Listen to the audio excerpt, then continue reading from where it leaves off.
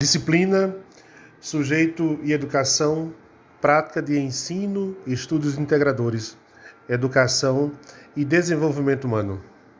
A quarta etapa do trabalho, apreciação e debate coletivo, apresentação do relatório de pesquisa, pela dupla Michele Lima Pereira, Fábio Soares do Nascimento, acompanhado pela professora Raquel Benta Messias Basto. De acordo com Rosa e Silva, Carolina Maria de Jesus nasceu em 1914, no interior de Minas Gerais. Era filha de mãe solteira, frequentou a escola regular por 2 anos, mas teve que abandonar os estudos para trabalhar, não chegando a completar o 3º ano do estudo formal. Mesmo que por pouco tempo na escola, Carolina desenvolveu uma profunda paixão pela leitura. Era chamada de Bitita pela sua família. Se reconhecia e atendia apenas pelo apelido. Na escola virou Carolina de Jesus, Carolina Maria de Jesus. A princípio, não se reconhecia nesse nome, não se via assim. Os 2 anos de escola mostrou a Carolina outras possibilidades e a tornou capaz de compreender as palavras e o mundo. Fez-a perceber que poderia ser mais. Carolina morou nas ruas, esteve desprotegida e submeteu-se a diversos trabalhos e, inclusive, foi catadora de lixo, dos materiais que ela recolhia no lixo. Construiu sua própria casa, deu comida a seus 3 filhos e seguiu com sua paixão pelas palavras. Lia e treinava a escrita por meio de revistas e livros velhos encontrados no lixo. Carolina Maria de Jesus foi assim, descobrindo-se como indivíduo pertencente à sociedade, exercendo ativamente as tramas ocultas e aparentes da vida. Carolina foi moradora na favela do Canindé, na zona leste de São Paulo. Era semi-alfabetizada e, segundo o colunista da rádio da USP, Ricardo Alexandre Ferreira, em sua publicação. Carolina tinha atração pela leitura. Ela escrevia sobre a pobreza, a fome e os vizinhos. Segundo o colunista, Carolina dizia que a favela era recanto dos vencidos, ou que a favela é o depósito dos incultos que não sabe contar nem o dinheiro das esmolas. Percebemos a expressão da singularidade humana em Carolina. A sua particularidade histórica nos remete ao universal, nos remete à sociedade, ao meio do qual fazemos parte. Nesse processo de singular, particular e universal, muitas vezes não há encontros, há uma anulação. Essa anulação está relacionada aos fatos do passado, às memórias vivas enterradas em nossa mente, prestes a explodir. Já para Oliveira, Carolina relatava nos cadernos que encontrava no lixo as dificuldades em se viver naquele lugar. Carolina escrevia poesias, romances, peças de teatro, letras de músicas e provérbios.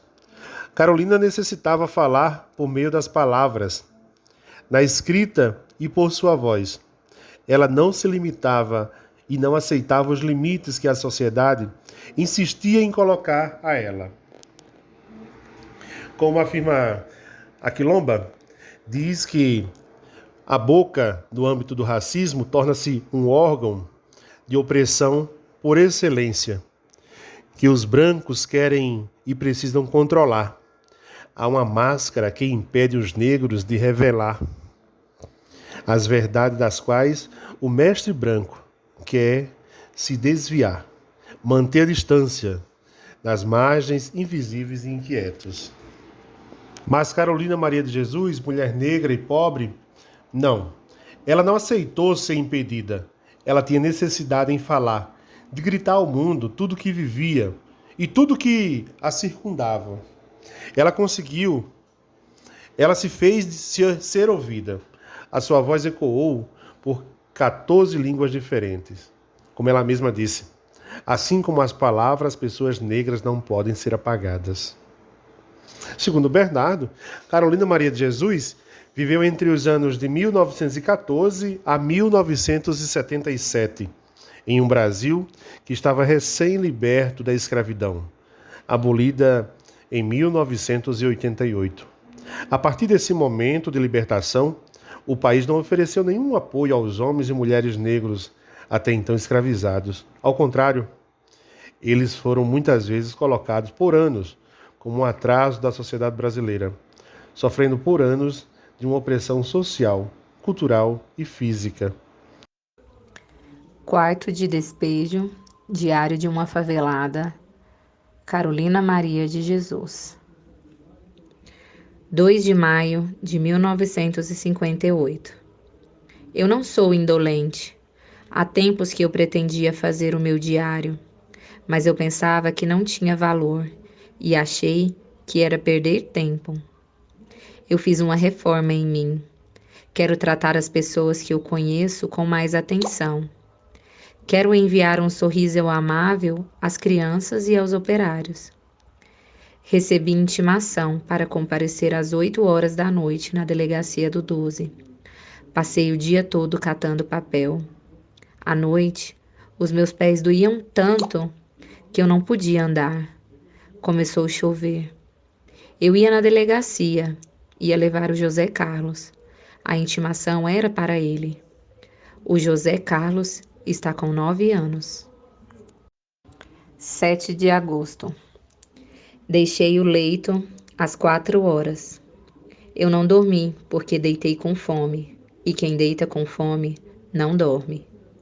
Vi o fiscal circulando e falando. Fui ver do que se tratava. Estava procurando o senhor Tibúrcio. Ele faz barracão para vender. Ele pede esmola na rua direita. Ele não precisa e não reside na favela. Ele já construiu 7 barracões e vendeu. O Tibúrcio tem o físico defeituoso e a alma também. Quando João chegou da escola, dei-lhe almoço. Depois fomos na cidade. Fomos a pé, porque não tinha dinheiro para pagar a condução. Levei uma sacola e ia catando os ferros que encontrava nas ruas. Passando pela Rua da Cantareira. A Vera olhava os queijos e engolia as salivas. A dona Alice contou-me que o Policarpo, nortista que reside aqui na favela, pôs uma preta para residir na sua casa. Disse para a mulher que ela era sua prima. E a mulher é muito boa e aceitou a prima em casa com prazer. E a prima ficou em casa vários dias. A mulher do Policarpo saía e ele ficava com a prima. E um dia, a dona Maria, ao chegar em casa, encontrou o Policarpo e a prima na copola. Ela não gostou e brigaram. E o Policarpo saiu de casa com a prima e foi para Descalvado. Levou os móveis e só deixou a cama. A cultura negra, por anos, foi e é ainda discriminada nos dias atuais. A falta de planejamento e políticas sociais não atendem às necessidades reais da população, sobretudo a população negra. Carolina mudou-se de cidade por diversas vezes, à procura de uma maneira para sobreviver. E isso era comum na sua época. A população pobre e negra teve como opção apenas se instalar nas periferias e favelas da cidade. Ela relatava nos seus diários a existência dos indivíduos negros na sociedade, que era e ainda são marginalizados por sua raça e classe. Segundo Bernardo, Carolina se destacou em sua escrita por chamar a atenção do público da classe média e da classe média alta, sobretudo os brancos. Carolina então se tornou uma curiosidade nacionalmente. A autora deu atenção às dificuldades enfrentadas no país e internacionalmente a autora era vista. Carolina então se tornou uma curiosidade nacionalmente. A autora deu atenção às dificuldades enfrentadas no país e internacionalmente a autora era vista como temor por conseguir evidenciar a imagem da pobreza e da situação dos negros vividas no país. Ela não apenas entendia o contexto social em que ela vivia, como também discutia, fazendo com que seus leitores refletissem a respeito da política social brasileira e todo o seu contexto histórico. 28 de maio. A vida é igual a um livro. Só depois de ter lido é que sabemos o que encerra. E nós, quando estamos no fim da vida, é que sabemos como a nossa vida decorreu.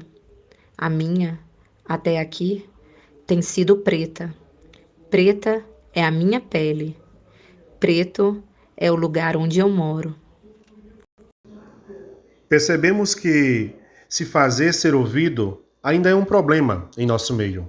Mas, assim como Carolina, os sujeitos precisam dar voz à sua história e tornar-se fazedores conscientes e críticos da sociedade em que estão inseridos. Carolina escreveu sua história, mostrou seus pensamentos, denunciou as divergências existentes da colonialidade e anunciou o novo mundo, onde a mulher negra não precisa se condicionar ao que é posto e imposto. Ela pode e deve sair do tanque e dirigir-se para uma sala de jantar, para os palcos, assumindo o papel que ela quiser. Desempenhar, afinal, do lugar da mulher negra, é onde ela quiser estar, desempenhando aquilo que ela quiser ser. Abraço, obrigado a todos.